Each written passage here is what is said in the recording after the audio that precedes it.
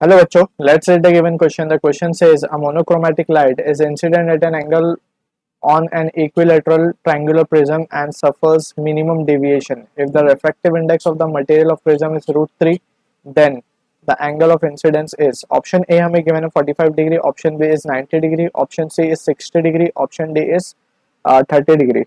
So basically अगर हम इसमें इस क्वेश्चन में बात करें so हमें एक इक्विलेटरल ट्रायंगल प्रिज्म गिवन है.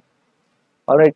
एंड यहाँ पे इंपॉर्टेंट चीज गिवन है that is it suffers a minimum deviation. So for a case of minimum deviation अगर हम यहाँ पे नॉर्मल ड्रॉ कर ले दो. ऑलराइट. सो यहाँ से लाइट इंसिडेंट होगी, यहाँ पे जाएगी और it will come out. Alright. So ये इस तरीके से कुछ बाहर की तरफ आ जाएगी, away from the normal. Alright. ये हमारा एंगल ऑफ इंसिडेंस है, ये हमारा एंगल ऑफ इमर्जेंट है. This is our angle R1 and ये हमारा एंगल होता है R2. सो यहाँ पे हमें प्रिज्म एंगल गिवन है A. So we can use the relation for a minimum deviation. सबसे पहले हम इंपॉर्टेंट पॉइंट लिख लेंगे. फॉर मिनिमम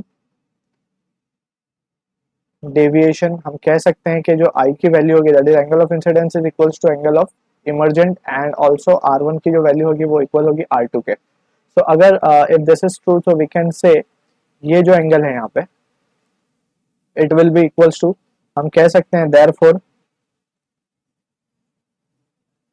हम कह सकते हैं कि R1 और R2 अगर सेम है so it can be written as 2R1. अगर हम दोनों को ऐड कर दें 2R1 plus of this has to be 120 degree. Alright. अगर हम ये ट्राइंगल की बात करें सिर्फ दैट इज ए बी और ये पॉइंट को हम पॉइंट ऑफ इंटरसेक्शन को हम सी ले लेते हैं. सो in triangle A B C की अगर हम बात करें तो 2R1 हम ले रहे हैं. R1 प्लस R2 को we are taking it has to be 2R1 plus 120. क्यों 120 सी एंगल? बिकॉज ए जो है हमें 60 गिवन है. So opposite angle for a quadrilateral we can say has to be 180 degree. So यहाँ पे ये दोनों मिला करके 120. So if it is 60 so इसको 120 होना पड़ेगा and that is equals to 180. यहाँ से हमें R1 की जो वैल्यू मिलेगी वो हो जाएगी 30 डिग्री. ऑलराइट. सो हमें R1 मिल चुका है, हमें एंगल ऑफ इंसिडेंस ढूंढना है और हमें रिफ्रैक्टिव इंडेक्स दिया है. सो हम अगर स्नेल्स लॉ लगा दे ऑन द सरफेस 1, ये अगर सरफेस 2 है हमारा, so we can say by Snell's law at surface 1.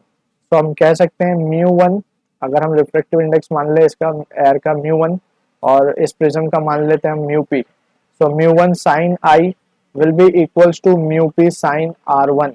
Alright. So यहाँ पे R1 की वैल्यू हमें मिल चुकी है, μ1 is 1. So sin I will be equals to μp हमें गिवन है √3 और sin R1 that is sin 30 it will become √2 1/2. So यहाँ से हम कह सकते हैं जो एंगल ऑफ इंसिडेंस की वैल्यू आएगी that will be 60 degree. So हमारा ऑप्शन सी जो है करेक्ट है in this case. I hope you understood it well. All the best.